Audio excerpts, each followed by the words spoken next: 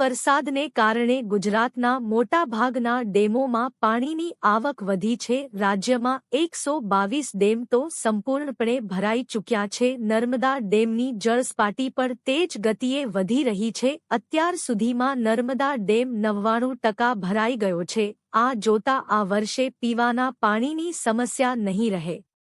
જો કે ઉત્તર ગુજરાતના ડેમો હજુ ભરાયા નથી। ગુજરાતમાં હાલ બધા ડેમમાં કુલ મળીને 93.09% પાણીનો સંગ્રહ થઈ ચૂક્યો છે।